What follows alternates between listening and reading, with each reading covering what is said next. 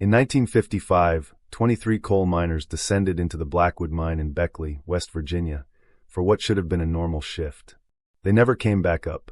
The official report cited a devastating cave-in, burying them under tons of rock and making recovery impossible. The Blackwood Mining Corporation offered small settlements to the grieving families, permanently sealed the mine, and the town learned to live with its loss. But 50 years later, 3 local men, driven by curiosity, broke into the abandoned mine. What they discovered shattered everything the families had been told. 3 levels down, they found a locked chamber untouched by any cave-in. The photos they took inside would force investigators to unearth a horror that powerful people had spent half a century concealing. It would prove the 23 miners didn't die instantly from falling rock. They died over 5 months, trapped underground, while the company that put them there told their wives they were already dead. Tyler Brennan's hands trembled as he placed his camera on Deputy Roy Hensley's desk. Steve Hoffman sat hunched in a corner chair, head in his hands, occasionally dry heaving into a wastebasket. Matt Kelly stood by the window, staring blankly, his boots still caked with dust from a place that should have remained sealed. "You boys been drinking?" Hensley asked, knowing they hadn't. After 23 years on the force, he could tell the difference between a drunk and a traumatized person. These 3 looked like they'd been through a war. "It's 10 in the morning on a Thursday. We found something," Tyler said, his voice cracking. At 22, he was a community college dropout, known for harmlessly exploring abandoned buildings with his friends. "In the Blackwood Mine," he added. Hensley's face hardened. "That mine's been sealed since 1955. Breaking and entering is." Tyler slid the camera toward him. "Just look at the photos. Please." Something in the boy's plea made Hensley pick up the camera. The first few images showed the mine's entrance, the main tunnel, and rusted equipment, typical urban explorer stuff. But then the images changed. Concrete walls instead of rock. A steel door with multiple deadbolts, all locked from the outside. "What in the hell is this?" Hensley muttered. "Keep going," Tyler whispered. The next photo sent a chill down Hensley's spine. The camera flash illuminated a concrete chamber with 23 beds bolted to the floor, buckets in the corners, and covering every inch of the walls, scratches. Tally marks, dozens, then hundreds, etched in desperation. "3rd level down," Matt finally said, turning from the window. "That door isn't on any mine survey. We checked the historical records. That whole chamber shouldn't exist." Tyler and his friends had driven out to the Blackwood Mine on a whim. The fence was rusted, and the concrete seal had a gap just big enough to squeeze through. They expected to find old equipment. The first 2 levels were just that, old railroad tracks, pickaxes, and a calendar frozen on November 1955. Someone had crossed off the first 2 days. The 3rd was circled in red. "The temperature dropped on the 3rd level," Steve said from his corner, finally lifting his head. "Mines get warmer as you go deeper. It's not normal." Tyler remembered. He remembered the rough rock walls giving way to poured concrete, the military-grade lights, and the steel door that stood like a tombstone. Hensley clicked to the next photo, showing the tally marks more clearly. He tried to count, but stopped at 50. There were too many. 147 marks, Tyler said quietly. "We counted. That's 5 months." 5 months after what? Hensley asked, though he was beginning to understand. "After the cave-in," Matt said. "November 3rd, 1955. But those food crates." He pointed at the camera. Hensley clicked forward. U.S. government surplus crates with dates clearly visible. December 1955, January 1956, February, March, April. "Jesus," Hensley breathed. "There's more," Steve managed to say. "The messages." The next photo showed words carved into the concrete. "Walter Morrison, tell my wife." Hensley's hand froze. Walter Morrison was Jake Morrison's grandfather. "We know," Tyler said. "That's why we came straight here. Mr. Morrison needs to know his grandfather didn't die in a cave-in." None of them did. The following photos were even more harrowing. Carl Briggs, murdered not accident. Eddie Tanner, sick since January. "They won't let us out." On the ceiling, scratched by someone who'd stood on a bed, Blackwood Mining knows. "The doctor knows. Radiation in Tunnel 9. We are evidence they want buried." "Radiation," Hensley said, carefully setting down the camera. "What were they mining down there?" "We don't know," Matt said. "But when we saw that message, we got out fast." Tyler remembered the small details that haunted him most. A child's drawing scratched into one wall, 3 stick figures holding hands. Above it, Tommy age 4, Mary age 2. They think I'm dead. In another corner, a calendar marking birthdays they would never celebrate. How did nobody know? Hensley asked. Tyler had been asking himself the same thing. Someone knew. Someone brought them food for 5 months. Someone locked that door from the outside. Hensley stood, pulling a thick folder labeled Blackwood Mine, 1955 from his filing cabinet. He read aloud, Catastrophic structural collapse November 3, 1955. 23 casualties. Bodies unrecoverable. Mine sealed November 5th. But the chamber wasn't damaged, Matt said. It was built like a prison. Those beds were bolted down before anyone was put in there, Steve added. This was planned. Hensley was already reaching for his phone. I need to call the state police. This is mass murder. What about Mr. Morrison? Tyler asked. Jake Morrison? Hensley sat down the phone. Jake's grandmother died 5 years ago, still wearing black every November 3rd. 50 years of mourning. He picked up the phone again. Jake needs to know. He deserves to know. As Hensley made calls, Tyler looked at his camera. Such a small device to hold such a massive truth. The 23 men had scratched their stories into the concrete, hoping someone would find them. It had taken 50 years, but their messages were finally delivered. 10 minutes, Hensley said, hanging up. Jake will be here in 10 minutes. State police in 2 hours with hazmat and forensics. You boys understand what you've uncovered? This is going to tear this town apart. The message said they knew, Matt said quietly. Someone knew, Hensley corrected. And someone's going to pay for it. Tyler thought about the tally marks again. Each one a day of hope, then desperation. 23 men counting their last days while their families held funerals for empty coffins. Outside, a truck pulled up, tires screeching. Jake Morrison got out, a man built solid from years of construction work, moving with a deliberate pace. What do we tell him? Tyler asked. Hensley picked up the camera. The truth. After 50 years of lies, we tell him the truth. The door opened. Jake Morrison's eyes moved from Hensley to the 3 young men. Roy, he said, what's this about my grandfather? Hensley held out the camera. Jake, you need to sit down. I'll stand. Just show me. Hensley turned the camera's display toward him, clicking to the photo of the carved message. Walter Morrison, tell my wife they knew. Jake took the camera with steady hands, staring. Then his hands began to shake, not with grief, but with rage. 5 months, he said, his voice deadly quiet. These marks, that's 5 months. Yes, Tyler said. Jake looked up, 50 years of lies crumbling in his eyes. Then my grandfather didn't die in a cave-in. He was murdered. Yes, Hensley said simply. They all were. The truth had finally surfaced. Jake Morrison stood in the sheriff's station like a statue carved from rage, still holding Tyler's camera. He clicked through each photo methodically. The beds, the buckets, the food cans dated months after his grandfather's supposed death. When he reached the ceiling message about radiation in Tunnel 9, he set the camera down carefully. Radiation, Jake said flatly. My grandfather was the Section 9 foreman. He would have been the first to know if they hit something unusual. Hensley pulled out the old file.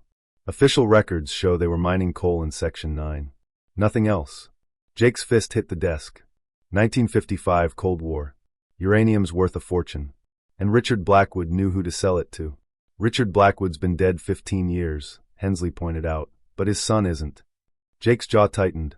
Thomas Blackwood lives in that mansion on Ridgeway Drive. I did foundation work there 2 years ago.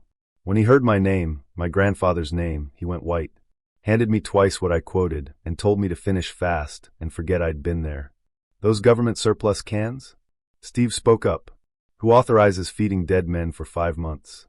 Someone with connections, Matt added. Someone with enough power to keep 23 families from asking questions. Jake was already moving toward the door. Earl Watson, he asked. Everyone turned to look at him. Who? Tyler asked. Earl Watson, 87 years old, the only miner from Section 9 who called in sick that day. The man has barely spoken to anyone in 50 years.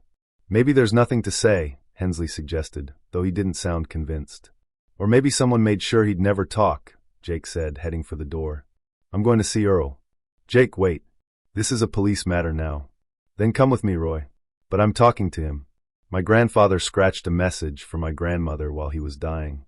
Earl Watson is going to tell me why he wasn't in that chamber with them. Hensley grabbed his keys and badge. We're all going. Tyler, bring the camera.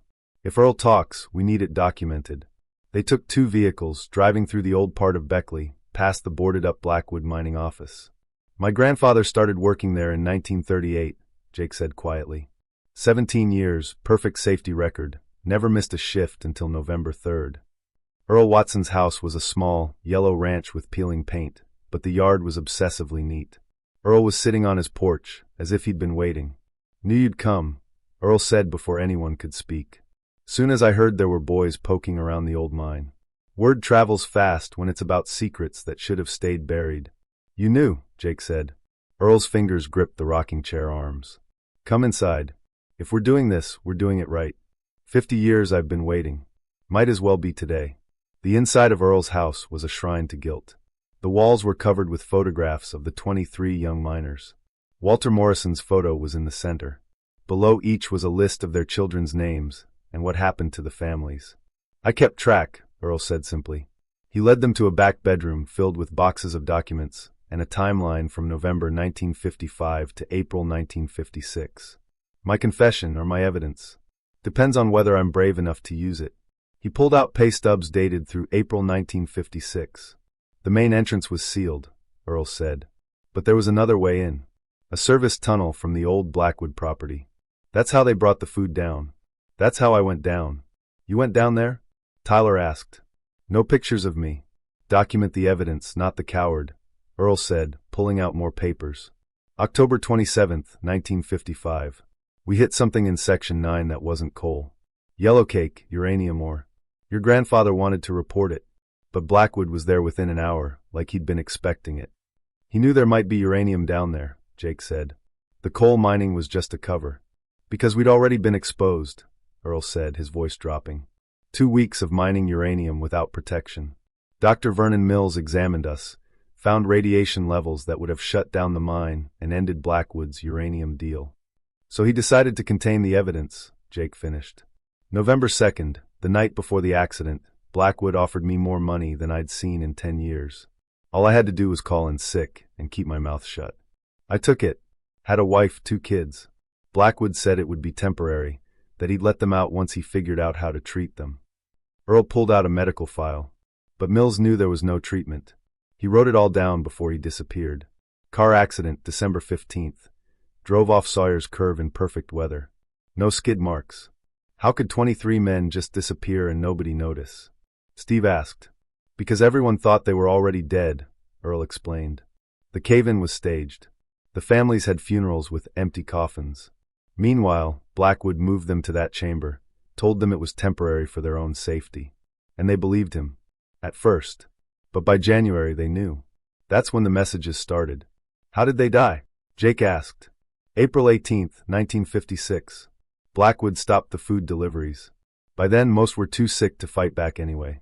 He sealed the chamber and let nature take its course. Before they all died," Jake finished. "I tried to stop it," Earl said. "Once went to the state police. But Blackwood had connections. Next day, he reminded me he had photos of me taking the money. Said my family might have accidents like Dr. Mills." "What about Thomas Blackwood? Richard's son?" Earl's expression darkened. "He was 25 in 1956. He's the one who suggested stopping the food deliveries. Called it merciful." Earl pulled out another document. "I kept records of everything. Even had a tape recorder hidden in Blackwood's office for some meetings." He handed Jake a briefcase. "It's all in here. Your grandfather's medical records, the uranium sale contracts, the payments to keep people quiet." Jake opened it, pulling out a cassette tape labeled R. Blackwood and T. Blackwood.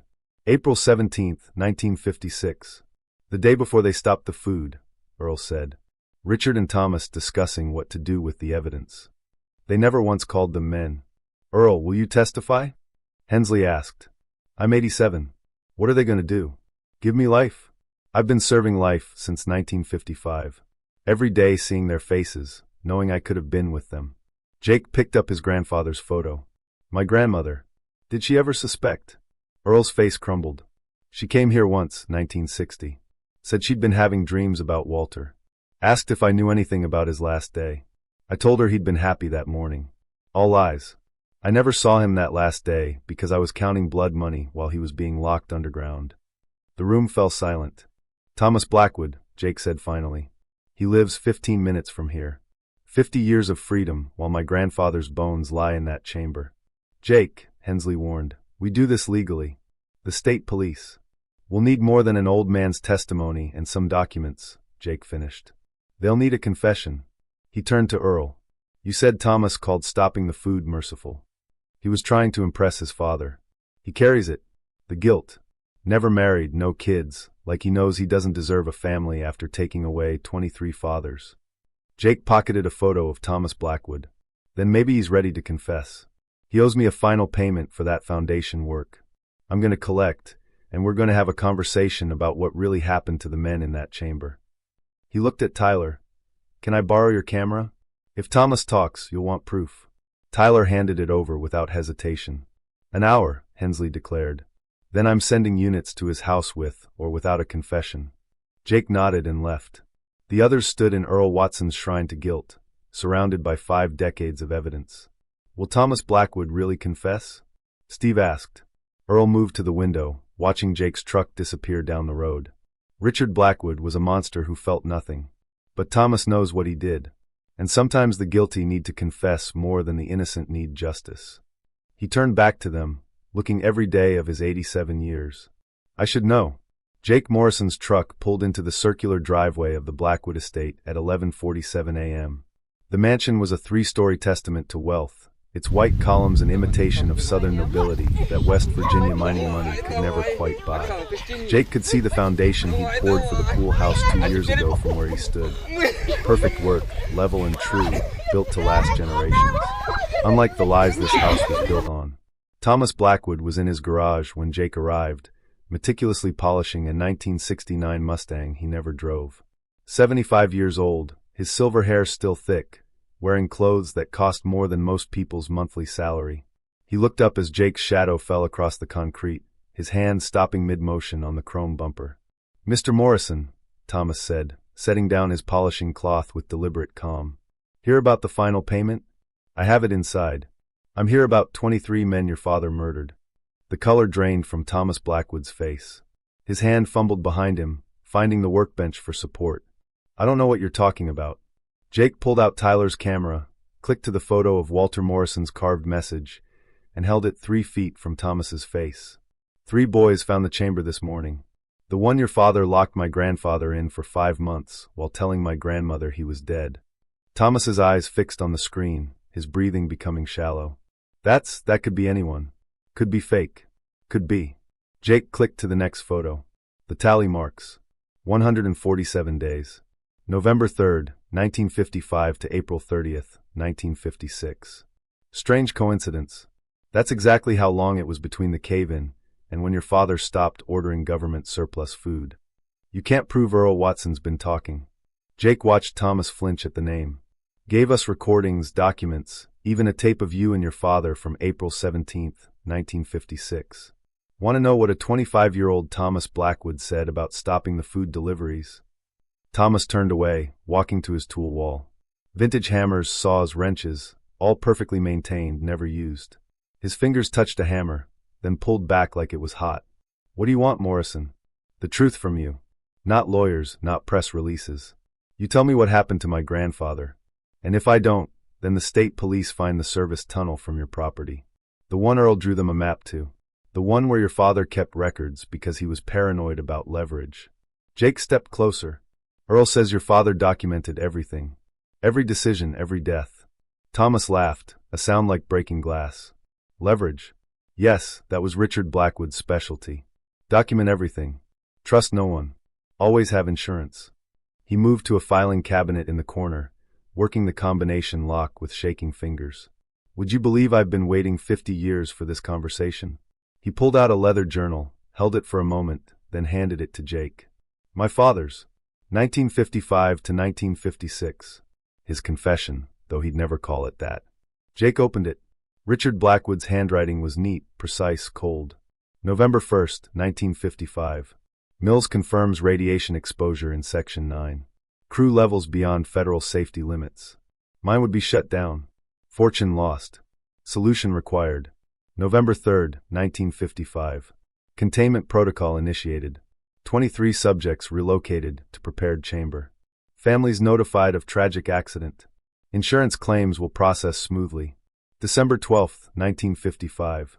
Mills becoming problematic. Conscience is a luxury I cannot afford. Arrangements made for permanent silence. Jake's hands shook. He kept reading. February 8, 1956. Morrison organizing resistance among the subjects. Still believes rescue possible. Admirable but futile. Radiation sickness progressing as Mills predicted before his accident. March 15, 1956. Subjects weakening. Food consumption down 40%. 3 no longer mobile. Morrison still maintains morale. Remarkable leadership in hopeless circumstances. April 17, 1956. Thomas suggests cessation of resources. Merciful. He calls it practical. The boy shows promise. April 18, 1956. Final delivery completed yesterday. Nature will handle disposal within 2 weeks. Disposal, Jake said, his voice thick with rage. He called 23 men disposal. He called them worse things, Thomas said quietly. Evidence, problems, liabilities, never men, never fathers. He walked to the window overlooking manicured gardens that 50 years of blood money had purchased. I was 25, trying to impress him, trying to be the son he wanted, cold, practical, ruthless. And suggesting they starve to death impressed him. He praised me. First time in my life, Richard Blackwood said he was proud of me. Thomas's reflection in the window looked haunted. I've replayed that moment every night for 50 years. My father's approval, bought with 23 death sentences. Jake set the journal down before he threw it through the window. How long did they last after you stopped the food? We went back May 1st to confirm termination. Thomas's clinical language cracked. But they weren't. Your grandfather was still. He stopped, collected himself. Walter Morrison died April 30th based on the final marks. He was the last. He'd scratched something near the door. Fresh scratches in the steel. Tell Jake I loved him. Your father was 10 years old. Jake's fist connected with the wall, leaving a hole in the expensive drywall. Thomas didn't flinch. The radiation, Jake said. You knew they were dying anyway. Dr. Mills said 6 months, maybe 8 with treatment, but treatment would mean hospitals, records, questions. Thomas pulled out a thick manila envelope of documents. The uranium contracts are in here, off the books, sold to the government through intermediaries. $15 million in 1956 money.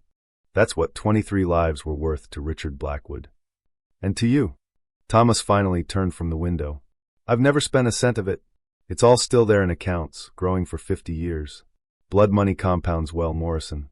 Nearly 200 million now. While my grandmother cleaned houses to feed my father. Yes.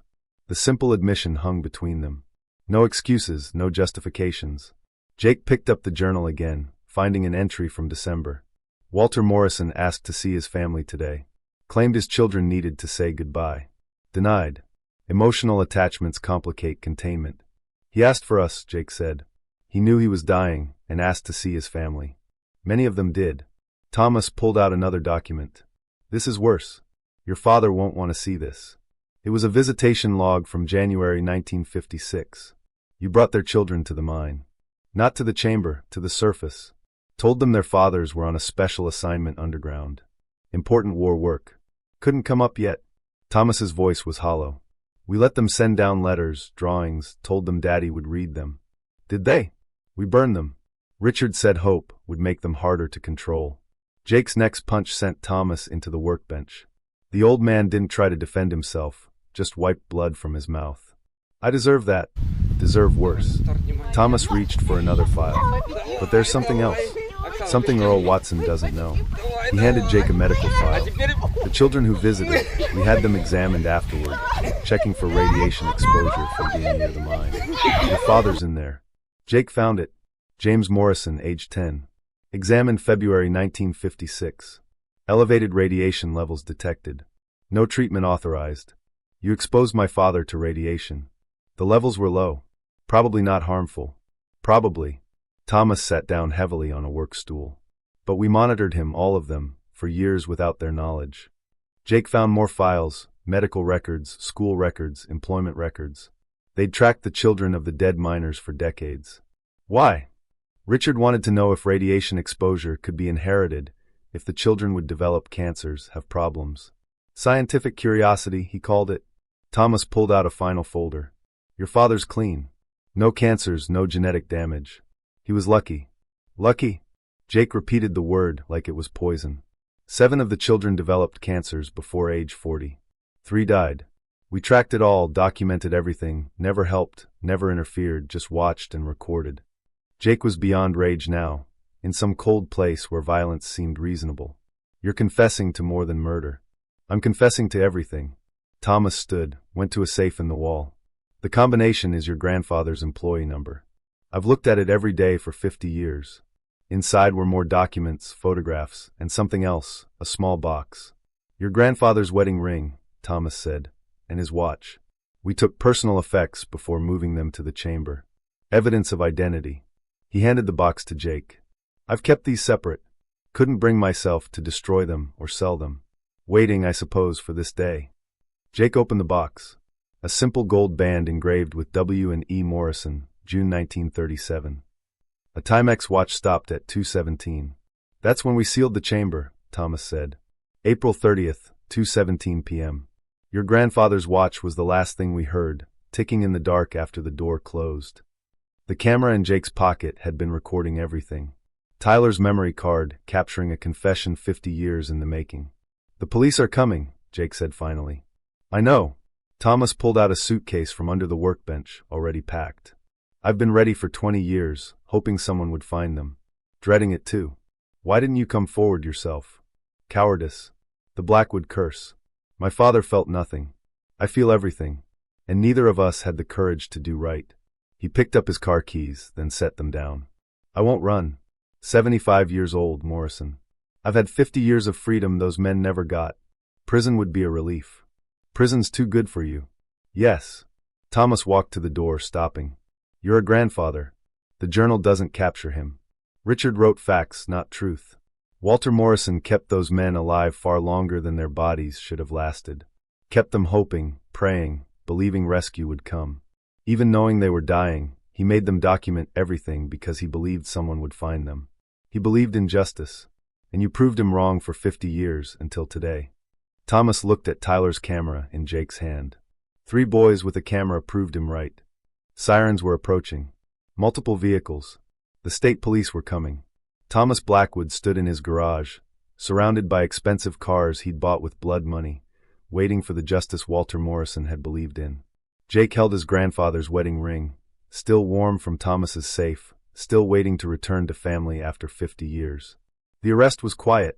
Thomas went without resistance, hands behind his back, head down.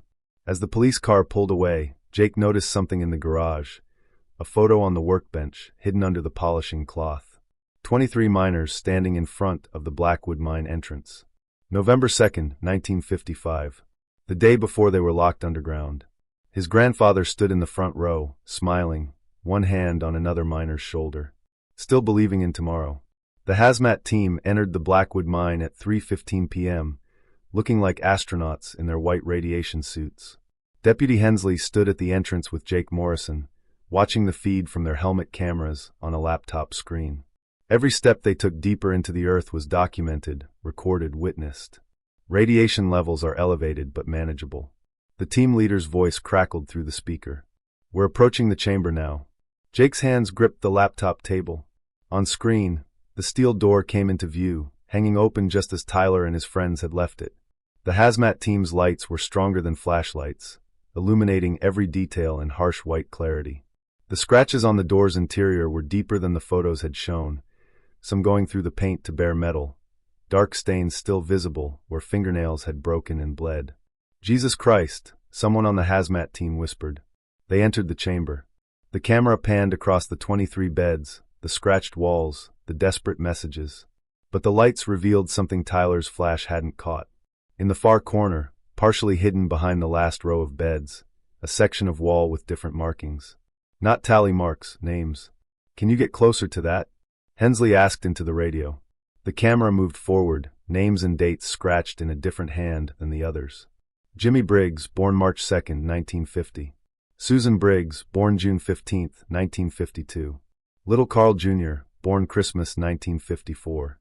They wrote their children's birth dates, Jake said quietly. So they wouldn't forget. Below the names were more scratches. Jimmy should be 6 now. Walking to school. Susan is 4. Junior's first Christmas without me. The camera kept moving. Every corner revealed new horrors. Behind one bed, someone had scratched what looked like a letter. Mary, I know they told you I'm dead. Don't remarry too quick. I'm still here. Still love you. Still breathing. Day 73. We've got something else, the team leader said. The camera focused on a section of floor near the water pipe. Looks like they tried to dig. Fingernails and belt buckles against concrete. The scratches in the floor formed a shallow depression, maybe 3 inches deep, 2 feet wide. Next to it, written in what looked like dried blood, no tools, hands too weak, can't dig out. Day 89. Senior investigator Patricia Coleman arrived while the hazmat team was still documenting. She took one look at the feed and pulled Jake aside. Mr. Morrison, what Thomas Blackwood told you. We need everything. The recording, the documents, everything. Jake handed her Tyler's camera and the box with his grandfather's wedding ring. It's all here. He confessed to everything, including monitoring the miners' children for radiation exposure. Coleman's expression darkened. The children. They brought them to the mine in January, told them their fathers were on special assignment. Let them think they were alive. Jake's voice was steady, but his hands shook. Then they monitored them for decades. Medical records, cancer rates. My father's in there. Your father needs to know, Coleman said gently. He's driving up from Florida. Be here by morning. Jake looked back at the screen where the hazmat team was now photographing the empty food crates. What about the other families? We're compiling a list. 23 miners means 38 children who lost fathers, 19 widows, and God knows how many grandchildren who never met their grandfathers. Coleman pulled out a folder. But Jake, there's something else. Earl Watson gave us more tapes, including one from December 1955. She led him to a police van with audio equipment. This was recorded in Richard Blackwood's office. Your grandfather's voice is on it. Jake put on the headphones. Static at first, then voices. Mr. Blackwood, the men need medical attention. Half can't keep food down. Tanner's lost 3 teeth. Morrison's got blood in his. That's Dr. Mills's concern, not yours. Mills hasn't been down here in 2 weeks. Dr. Mills is handling the situation. Mills is dead, and you know it. A pause. Then Richard Blackwood's voice, cold as winter. Mr. Morrison, your family has been notified of your death. Your life insurance has been processed. Your widow will receive monthly payments as long as she doesn't ask questions. Your cooperation ensures their continued well-being. You're threatening my family. I'm explaining reality. You're dead, Mr. Morrison. You died November 3rd. What remains is simply disposal time. Jake ripped off the headphones. He knew. That bastard knew my grandfather understood exactly what was happening. There's more, Coleman said carefully. Your grandfather became their leader down there. He organized them, kept records, maintained morale, even distributed the food fairly when supplies ran low. The messages on the walls, most are in his handwriting. He made sure each man's story was recorded. The hazmat team's voice crackled over the radio. We found something. Northeast corner, behind the water pipe. On screen, the camera showed a small cavity in the wall, carefully carved out. Inside was a bundle wrapped in torn cloth. Don't touch it yet, Coleman ordered. Document everything first. The camera zoomed in. On the cloth, written in what looked like charcoal, for whoever finds us, W. Morrison. Open it, Jake said. The hazmat team carefully unwrapped the bundle. Inside were 23 small items. Wedding rings, watches, photos wrapped in plastic from food packaging, a child's drawing carefully preserved, and a rolled paper brittle with age. The team leader unrolled it carefully. It was a list written in pencil. We, the undersigned, were murdered by Blackwood Mining Corporation. We were exposed to radiation in Tunnel 9, October 1955. Instead of treatment, we were imprisoned. This is our testimony. 23 signatures followed. Walter Morrison's was first. Below the signatures in Walter's handwriting, we tried to dig out. Days 45 to 67, Henderson's hands broke. On day 51, we tried to break the door. Days 78 to 92, 8 men could still stand. We tried to stay strong. We failed. Whoever finds this, tell our families we fought. Tell them we never stopped loving them. Tell them we died as men, not animals. No matter what Blackwood tried to make us. Coleman was taking notes. This is evidence. Every word, every scratch, every mark is testimony. But they can't testify, Jake said bitterly. Dead men don't get justice. No, but their words do. Coleman pulled out Thomas Blackwood's journal. Combined with his confession, Earl Watson's testimony, and the physical evidence, we have enough to prosecute everyone still alive who was involved. How many? Thomas Blackwood, obviously. But the documents implicate others. 3 former Blackwood board members who approved the containment protocol. 2 government officials who authorized the uranium purchase knowing the circumstances. An insurance executive who processed death claims knowing the men were alive. The hazmat team interrupted. We're ready to begin recovery operations, but... A pause. There is a problem. On screen, the camera panned across the chamber floor. In the far corner, previously hidden by shadow and debris, were human remains. But not 23 bodies. Just one, curled in the corner near the scratched message about digging out. Where are the others? Hensley asked. The team leader's voice was grim. We need to check the other tunnels, if they got out of the chamber somehow. They didn't get out, Jake said with sudden certainty. Thomas said they went back May 1st to confirm termination. They moved the bodies. Coleman immediately got on her phone. I need ground-penetrating radar at the Blackwood estate. Check the entire property. While she coordinated the search, Jake watched the hazmat team carefully bag the remains of the single miner. Based on the position near the attempted tunnel, the scattered personal effects, it was likely Harold Tanner, the first to die, according to Earl's timeline. They just left him, Jake said. Took the others but left him. Maybe he was too decomposed to move, Hensley suggested. Or maybe they wanted to leave evidence that someone had been there, Coleman said, returning. In case questions ever arose, they could admit to one death. Claim it was an accident, a man who got trapped. Tyler, Steve, and Matt arrived at the mine, brought by another deputy to give their statements on site. Tyler looked pale seeing the official operation. Hazmat teams, forensics, state police vehicles everywhere. Did they find them all? Tyler asked. Just one so far, Jake told him. The others were moved. Moved where? Before anyone could answer, Coleman's phone rang. She listened, her expression growing darker. Understood. Secure the scene. We're on our way. She hung up. Ground-penetrating radar found an anomaly at the Blackwood estate. Large mass burial. Approximately 22 bodies behind the pool house. She looked at Jake. Behind the foundation you poured 2 years ago. Jake's fist clenched. He had me build over them.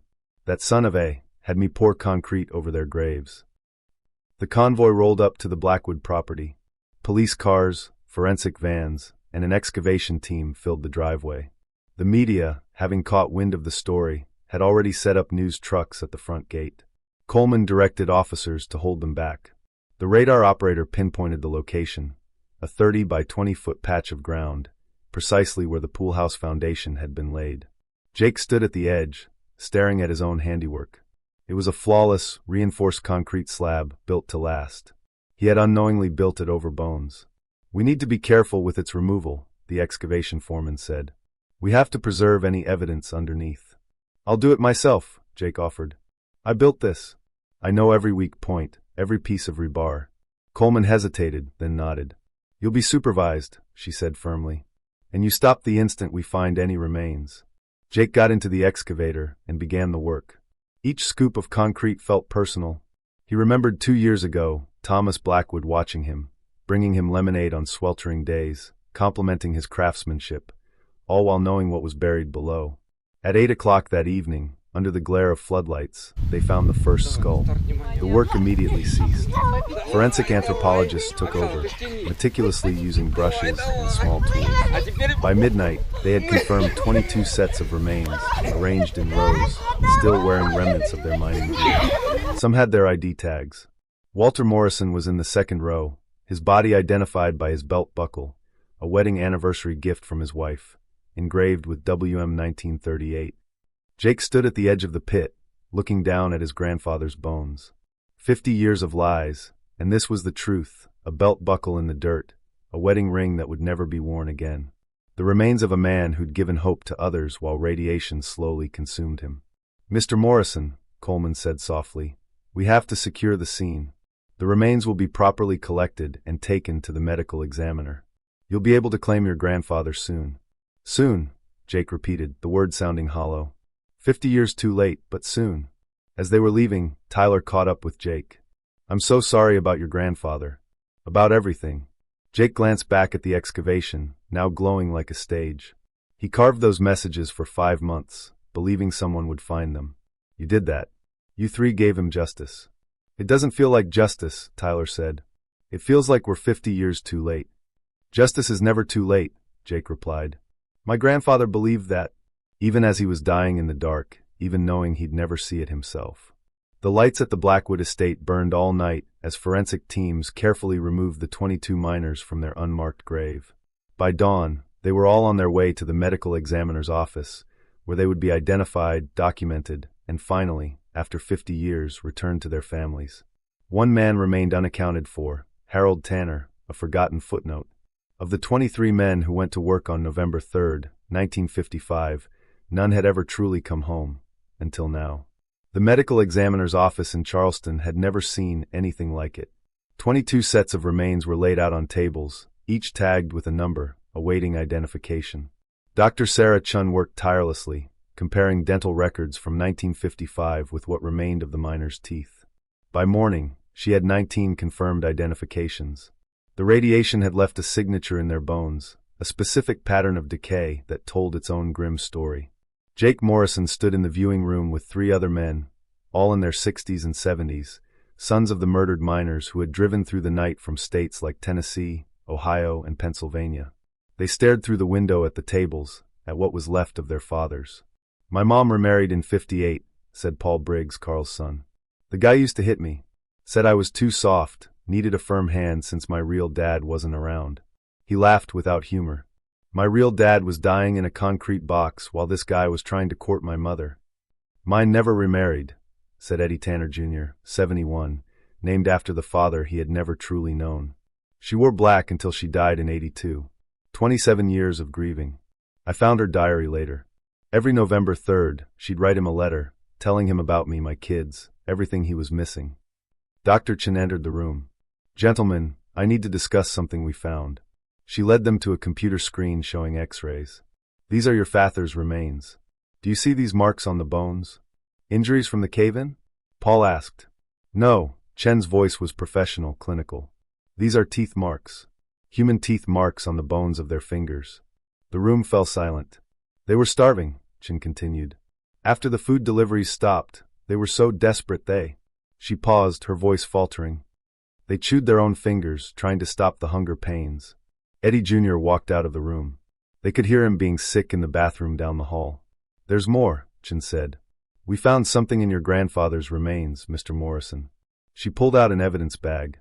Inside was a small metal cylinder, the kind that might hold pills. This was in his throat. He swallowed it before he died. Jake took the bag, holding it to the light. Inside the cylinder, visible through scratches in the metal, was a rolled-up piece of paper. We'll need to open this under controlled conditions, Chen said. But through the scratches, we can see writing. An hour later, in the forensics lab, they carefully opened the cylinder. The paper was brown with age, brittle as a dried leaf. Chun unrolled it with tweezers, revealing Walter Morrison's tiny handwriting. If found in my body, it began. I am Walter Morrison, employee number 4847. I write this on day 141. The others are dead or dying. I will be the last. I swallow this because they might burn our bodies to hide the evidence, but inside me, the truth might survive. Richard Blackwood murdered us for uranium money. Dr. Vernon Mills tried to help and was killed December 15th. Thomas Blackwood suggested cutting off the food. Earl Watson took money to stay quiet. The guard who brings food is named Patterson. He cries when he leaves. We tried everything. We dug for 43 days. It failed. We tried to break the door for 20 days. It failed. Briggs died on day 98. Tanner on day 105. I can't remember all the dates anymore. The radiation sickness makes it hard to think. My son James is 10. Tell him, Daddy fought. Tell him I thought of him every day. Tell my wife, Elizabeth, I'm sorry I couldn't come home. Tell her she was my last thought. Whoever finds this, don't let them lie about us. We weren't heroes. We were just men who went to work and never came home. That's crime enough. W. Morrison, April 27, 1956. Jake read it 3 times before the words blurred. His grandfather had swallowed the evidence, turning his own body into a testament, knowing that even in death, the truth might be found. Coleman arrived as they were documenting the note. Jake, we have a problem. The media has the story. It's gone national. CNN, Fox, everyone. They're calling it the worst corporate murder in American history. Good, Jake said. Let everyone know. That's not the problem, Coleman replied. We've been getting calls all morning from other families. Not the 23 miners' families. She paused. Other families from different years. What do you mean? Coleman pulled out her tablet, showing him a flood of emails. 1947. 8 miners disappeared from Blackwood Mine, supposedly quitting and leaving town. 1951. 5 miners died in another cave-in, with bodies never recovered. 1943. An entire shift of 12 men supposedly died from gas poisoning, and the mine was sealed immediately. Jake stared at the screen. How many? We're up to 48 possible additional victims, all from sections that were sealed after accidents. All of the bodies were unrecovered. Coleman's expression was grim. Your grandfather's note said they knew. Maybe they knew because it had happened before. The door burst open. Deputy Hensley entered with an elderly black man, bent with age but with sharp, angry eyes. This is Jerome Washington, Hensley said. His father disappeared from Blackwood Mine in 1947. They said he ran off. Jerome's voice shook with rage. Said he abandoned us. My mom died thinking he left her for another woman, but I never believed it. The man loved us too much to leave. Mr. Washington says his father worked in Section 6, Hensley explained. That section was sealed after a gas leak in 1947. Jake looked at Coleman. We need to check all the sealed sections. The hazmat team is already heading back in, she confirmed. But Jake, if this is true, if there are more chambers, this isn't just about 1955. This is decades of murder. Tyler, who had been documenting everything, spoke up from the corner. The Blackwood Company records. Thomas Blackwood had everything at his house. If they did this before, there will be documentation. Coleman made a call. Within an hour, state police were carrying boxes from the Blackwood estate.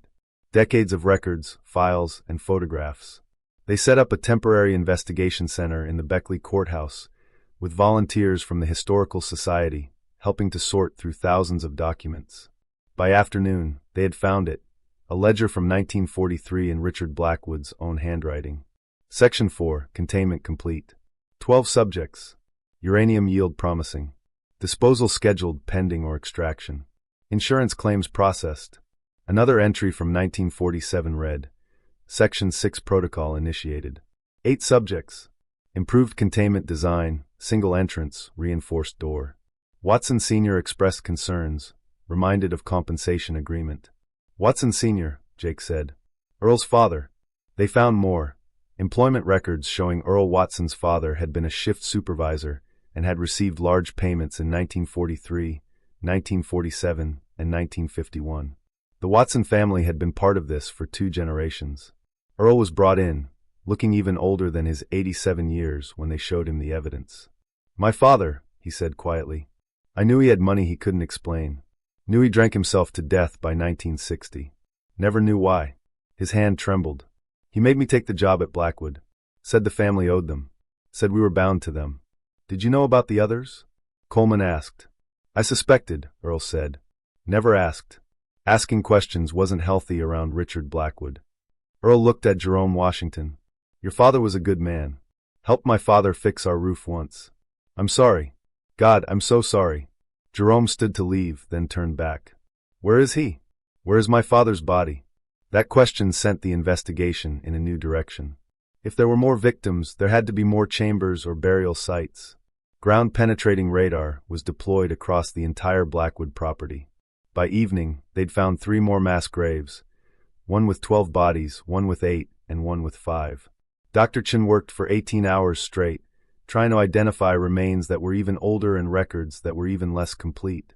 Some of the 1943 victims were just bones and dust, the uranium having consumed them more completely than the 1955 group. Jake stood in the courthouse, surrounded by evidence of a decades-long horror. The wall was now covered with photos, not just the 23 miners from 1955, but 48 more faces. 71 men in total, killed across 16 years. His phone rang. It was his father. Dad, where are you? 2 hours out. Jake, the news is saying, is it true about Papa? Jake looked at the photo of Walter Morrison on the wall, surrounded by 70 other murdered men. It's true, he said. And it's worse than the news knows. How could it be worse? Jake thought about the teeth marks Dr. Chen had found, about his grandfather swallowing the evidence, about 3 generations of Watsons keeping the secret. Dad, when you get here, we need to talk about something. They brought kids to the mine. You were one of them. You were exposed to radiation. Silence on the line. I remember, his father said quietly. I remember standing at the fence, someone telling me Papa was doing important work underground. I remember being so proud. His voice broke. I remember writing him a letter asking when he'd come home. He never got it. They burned all the letters. Another, longer silence. 2 hours, his father said. I'll be there in 2 hours. As Jake hung up, Coleman approached with another discovery. We found Thomas Blackwood's personal journal, not his father's. He started it the day they cut off the food in 1956. She handed it to Jake, open to an entry from May 1st, 1956. Went to confirm termination today. All deceased except Morrison. Still alive, barely. Tried to speak. Couldn't make out words. Father ordered chamber resealed. Left him there. The sound of breathing followed us out. Father said it would stop soon. It's been 6 hours. Still hearing it. Jake closed the journal. He left my grandfather to die alone. After all the others were gone, he left him there in the dark. Actually, Coleman said carefully, there's more. She turned the page. The next entry, dated May 2nd, 1956, read, 3 a.m. returned to chamber alone. Morrison's still alive. Gave him water. He asked about his family. Told him they were well. I lied. He died at 4:17 a.m. I stayed with him. It's the only decent thing I've ever done. Father can never know. Jake read it twice. Thomas Blackwood, 25 years old, had gone back.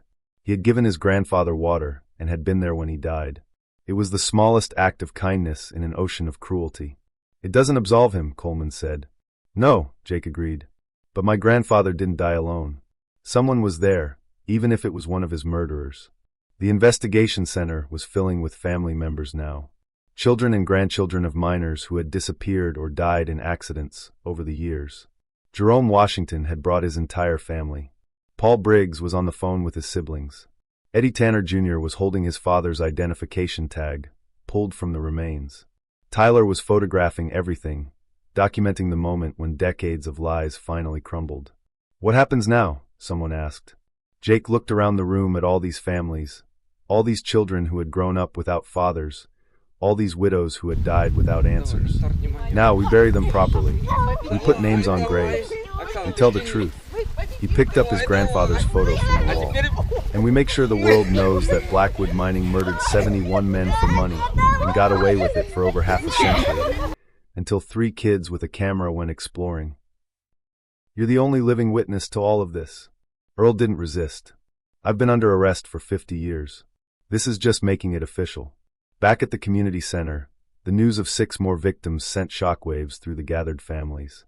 But something else was happening. More people were arriving. Not families of victims, but others. Former Blackwood employees, retired police officers, elderly townspeople who had kept quiet for decades. One by one, they started talking. A 90-year-old woman said, "My husband worked the mine. He came home one day in 1955 and said he'd seen buses delivering food to a sealed mine. He was told he'd lose his job if he mentioned it. A retired cop said he was called to Blackwood's house in 1979. A man claimed someone was being held against their will. My chief told me to forget it. He threatened my pension." A former secretary said, "I typed reports about uranium sales. I was told they were for 1955, but the dates were wrong. When I asked, they fired me. Said I'd never work again if I talked." Tyler was recording everything. His camera battery was dying, so he switched to his phone. The truth wasn't just surfacing, it was flooding out. Decades of silence breaking all at once. Thomas Blackwood watched from his cell on the news. His lawyers had told him to say nothing, but when a reporter caught him during a transfer, he spoke. "My father was a monster. I was weak. The men in those chambers were heroes. That's all. It wasn't enough. Not nearly enough. But it was the closest to an apology that 77 families would ever get." As night fell, Jake stood with his father outside the community center. Inside, families were making arrangements, planning funerals that were 50 years overdue. "He kept the tin soldier," James said, holding the fragment Chin had given him. "All those months, he kept it." "He kept hope," Jake said. "Even knowing he would die, he believed someone would find them." 3 kids with a camera, James said. That's all it took. Makes you wonder what else is hidden. What other truths are waiting? Jake thought about the newest chamber, the 6 men from the 70s and 80s, the Polaroids on the walls. How many more chambers existed? How many other companies had their own hidden crimes? Tyler is uploading everything online, Jake said. Every photo, every document. Once it's out there, it can't be hidden again. Inside, someone had brought a guitar. They were singing Amazing Grace. 77 families joined in, united in grief and relief. Tomorrow would bring lawyers, investigations, and media scrutiny. But tonight, in a community center in Beckley, West Virginia, the dead were finally being counted, named, and mourned properly. 77 men who had disappeared into the darkness were finally coming home. The FBI raid on the Blackwood estate at dawn found more than anyone expected. Behind a false wall in the basement, agents discovered a room that Thomas Blackwood had called his insurance vault. It contained filing cabinets filled with documents going back to 1943, photographs, and 32 hours of audio recordings his father had secretly made of meetings with government officials. Jake Morrison stood with Agent Patricia Coleman as they played one tape from 1955. Richard Blackwood's voice filled the room, talking to someone identified only as Colonel. The uranium is weapons grade. How you use it isn't my concern. My concern is the 23 problems in containment. Problems? The Colonel asked. Workers exposed during extraction. They're evidence of unauthorized mining. Eliminate them. That's the plan. But I need assurance of continued contracts. Deal with your problems, Blackwood. We'll deal with ours. Coleman stopped the tape. This goes all the way to the military. They knew they were buying illegal uranium, and they knew men were being murdered to cover it up. Tyler, who'd been documenting everything, asked, "Who's the Colonel?" Coleman pulled out a photograph from 1956. Richard Blackwood shaking hands with Colonel James Whitmore, U.S. Army Procurement Division. He became General Whitmore, died in 1992 with full military honors. His son is Senator David Whitmore. The senator running for president? Jake asked. The revelation sent shockwaves through Washington. Within hours, Senator Whitmore held a press conference denying any knowledge of his father's involvement. But Tyler had already uploaded the audio online. 3 million views in 2 hours. At the community center, families prepared for a mass funeral scheduled for tomorrow. 77 coffins had been donated by funeral homes across 3 states. But that morning, Dr. Chun made another discovery. "Mr. Morrison," she called Jake over. "We found something in the newest victims, the 6 from the 1970s and 80s. They all have the same unusual marks on their bones. Radiation? No drill marks. Tiny holes like medical samples were taken." She showed him the x-rays. Someone was experimenting on them while they were captive. Jake felt sick. Thomas Blackwood. The precision suggests medical training. We're checking if Blackwood had a doctor working for him in the 80s.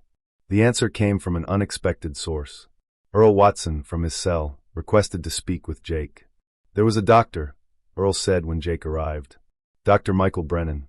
He replaced Dr. Mills and worked for Blackwood from 1970 to 1988. Brennan. Jake's blood went cold. Tyler's last name is Brennan. Earl nodded. The boy who found the chamber. It's his grandfather. Jake found Tyler at the community center, still photographing evidence. "Tyler, we need to talk about your grandfather." Tyler lowered his camera. "My grandfather died when I was 10. Heart attack. What was his name?" "Michael. Michael Brennan. He was a doctor." "Why?" Jake showed him the evidence, employment records, medical files, the drill marks in the bones. Tyler's face went white as he read. "No," Tyler said. "My grandfather was a good man. He ran a free clinic. He helped people. After 1988, Jake pointed out, after Robert Watson died. After the experiments stopped." Tyler sank into a chair, camera forgotten. "He knew. When I told him I was going to explore the mine last year, he got weird. Said some places should stay buried." Coleman approached with a box of records. "We found these in your grandfather's estate documents. His widow donated them to the Historical Society when he died, but nobody ever looked through them. Inside were medical files for the 6 men, detailed notes about radiation exposure, bone density, organ failure, all in Dr. Michael Brennan's handwriting." Tyler read the notes with shaking hands. Subject 3 showing advanced deterioration, requesting termination authorization. Suffering is excessive. He was trying to help them, Tyler said desperately. Look, he's asking to end their suffering. Jake showed him the next page. Termination denied. Continue observations. Then, in a different ink, like it was added later, God forgive me. Tyler broke down. The boy who discovered the first chamber was now discovering his own family's involvement. Steve and Matt rushed over, supporting their friend. My grandfather knew, Tyler said through tears. He knew everything and never said anything. He was trapped, too, Earl Watson said from behind them. Deputies had brought him to identify more evidence. Blackwood owned people through their sins. I've been under arrest for 50 years. This is just making it official. Back at the community center, the news of 6 more victims sent shockwaves through the gathered families. But something else was happening. More people were arriving. Not families of victims, but others. Former Blackwood employees, retired police officers, elderly townspeople who had kept quiet for decades. One by one, they started talking. A 90-year-old woman said, "My husband worked the mine. He came home one day in 1955 and said he'd seen buses delivering food to a sealed mine. He was told he'd lose his job if he mentioned it." A retired cop said he was called to Blackwood's house in 1979. A man claimed someone was being held against their will. "My chief told me to forget it. He threatened my pension." A former secretary said, "I typed reports about uranium sales. I was told they were for 1955, but the dates were wrong. When I asked, they fired me. Said I'd never work again if I talked." Tyler was recording everything. His camera battery was dying, so he switched to his phone. The truth wasn't just surfacing, it was flooding out. Decades of silence breaking all at once. Thomas Blackwood watched from his cell on the news. His lawyers had told him to say nothing, but when a reporter caught him during a transfer, he spoke. "My father was a monster. I was weak. The men in those chambers were heroes. That's all. It wasn't enough. Not nearly enough. But it was the closest to an apology that 77 families would ever get." As night fell, Jake stood with his father outside the community center. Inside, families were making arrangements, planning funerals that were 50 years overdue.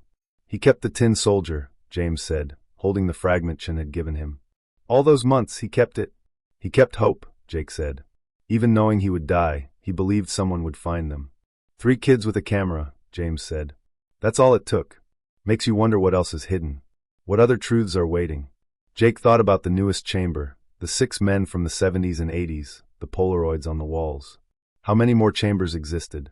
How many other companies had their own hidden crimes? "Tyler is uploading everything online," Jake said. "Every photo, every document. Once it's out there, it can't be hidden again." Inside, someone had brought a guitar. They were singing Amazing Grace. 77 families joined in, united in grief and relief. Tomorrow would bring lawyers, investigations, and media scrutiny. But tonight, in a community center in Beckley, West Virginia, the dead were finally being counted, named, and mourned properly. 77 men who had disappeared into the darkness were finally coming home.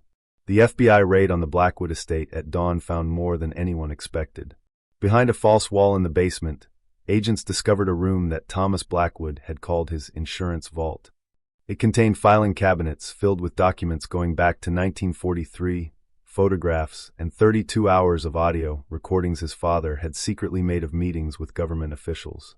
Jake Morrison stood with Agent Patricia Coleman as they played one tape from 1955. Richard Blackwood's voice filled the room, talking to someone identified only as Colonel. "The uranium is weapons grade. How you use it isn't my concern. My concern is the 23 problems in containment." "Problems?" the Colonel asked. "Workers exposed during extraction. They're evidence of unauthorized mining. Eliminate them. That's the plan. But I need assurance of continued contracts. Deal with your problems, Blackwood. We'll deal with ours." Coleman stopped the tape. "This goes all the way to the military. They knew they were buying illegal uranium, and they knew men were being murdered to cover it up." Tyler, who'd been documenting everything, asked, "Who's the Colonel?" Coleman pulled out a photograph from 1956. Richard Blackwood shaking hands with Colonel James Whitmore, U.S. Army Procurement Division. He became General Whitmore, died in 1992 with full military honors. His son is Senator David Whitmore. "The senator running for president?" Jake asked. The revelation sent shockwaves through Washington. Within hours, Senator Whitmore held a press conference denying any knowledge of his father's involvement. But Tyler had already uploaded the audio online. 3 million views in 2 hours. At the community center, families prepared for a mass funeral scheduled for tomorrow. 77 coffins had been donated by funeral homes across 3 states. But that morning, Dr. Chin made another discovery. "Mr. Morrison," she called Jake over. "We found something in the newest victims, the 6 from the 1970s and 80s. They all have the same unusual marks on their bones." "Radiation?" "No, drill marks. Tiny holes like medical samples were taken." She showed him the x-rays. Someone was experimenting on them while they were captive. Jake felt sick.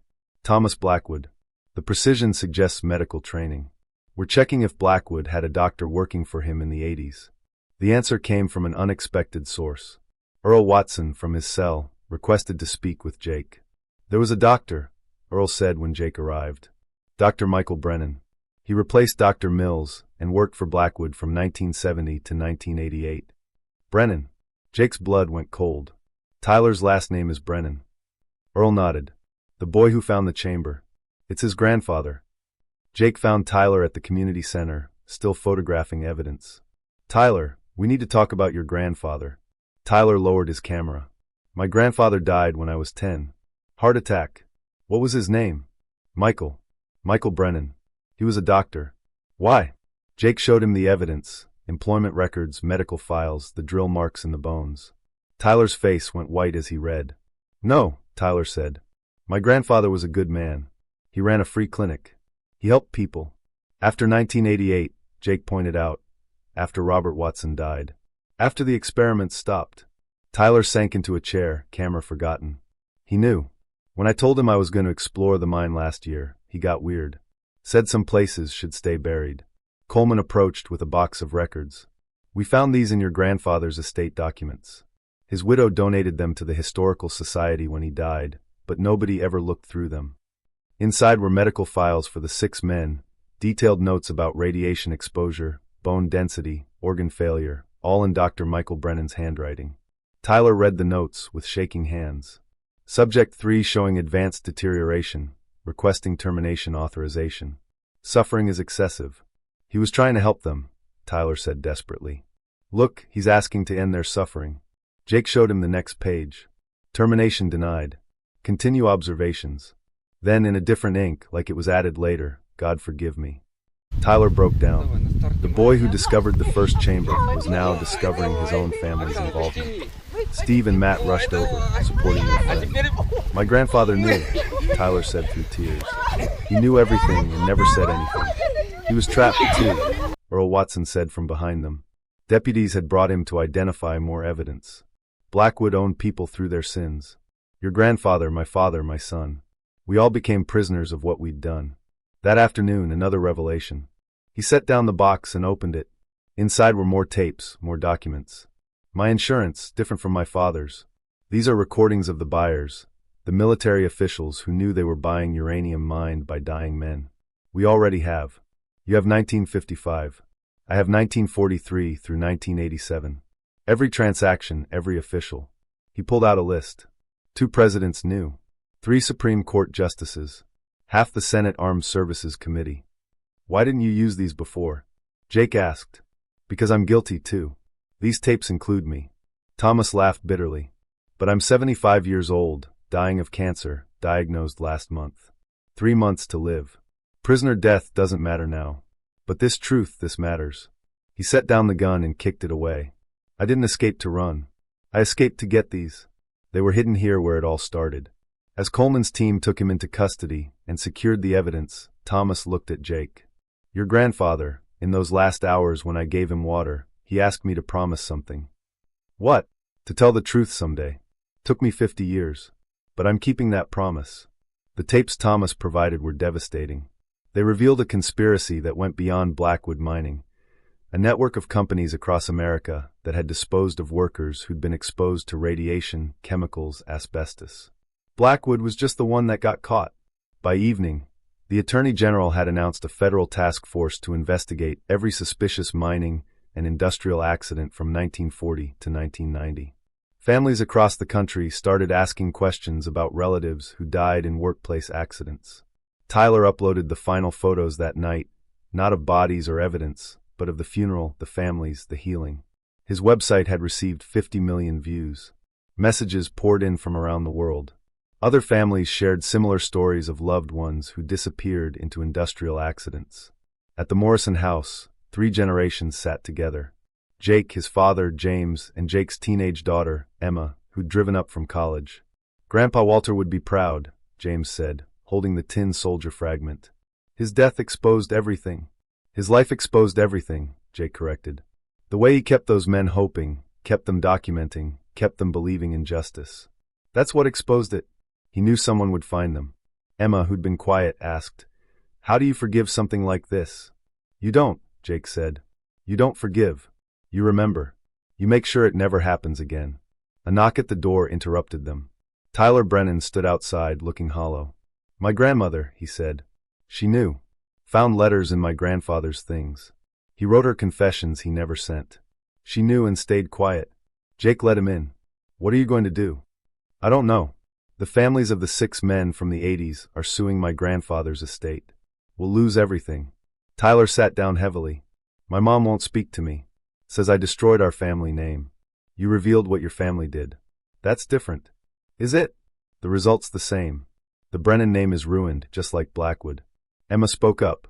"My great-great-grandfather died in that chamber. Your grandfather helped kill those 6 men, but you're the one who found them all. That has to count for something." Tyler pulled out his camera, looked at it like a foreign object. "Haven't taken a picture since the funeral.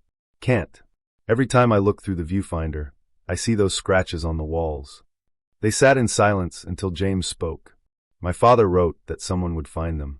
He didn't know it would be the grandson of the doctor who replaced Mills. There's something poetic about that. The grandson of the guilty revealing the crimes, giving peace to the innocent." That night, Thomas Blackwood died in his cell. "Heart attack," the coroner said, though some wondered if it was suicide. He'd given a final statement. "Every man who died in those chambers was worth more than all the uranium we sold. I spent 50 years learning that. Too late." The next morning, Coleman called Jake with final news. "We've searched every section of every Blackwood mine in 3 states. No more chambers, no more bodies. 78 victims. That's the final count." But even as she said it, calls were coming in from other states.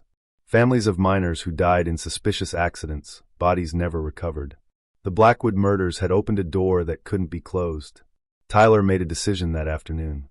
He took his camera to the cemetery to the 78 fresh graves. But instead of photographing them, he left the camera on Walter Morrison's headstone. "Your grandfather believed someone would find them," he told Jake. "This camera found them. It should stay with him. Keep it," Jake said. "Use it to document the truth. Wherever you find it." Tyler picked up the camera, took one last photo. Jake and his father standing by Walter's grave. 3 generations finally united. A week later, President Bush announced a National Day of Remembrance for industrial accident victims. The Blackwood Victims Memorial Act passed Congress unanimously, requiring companies to maintain records of all workplace deaths for 100 years, subject to federal review. The Blackwood estate was liquidated. The $200 million in blood money was divided among 78 families. Most donated it to safety organizations and miners' unions. Earl Watson was sentenced to 20 years, but died 3 weeks into his term. His last words, "I'm sorry." The mine was sealed permanently, but not before a memorial plaque was installed at the entrance, listing all 78 names. At the bottom, carved in stone, they believed someone would find them. Tyler Brennan became an investigative photographer, documenting industrial crimes across America. He never took another urban exploration photo for fun. Jake Morrison returned to construction, but also became an advocate for workplace safety.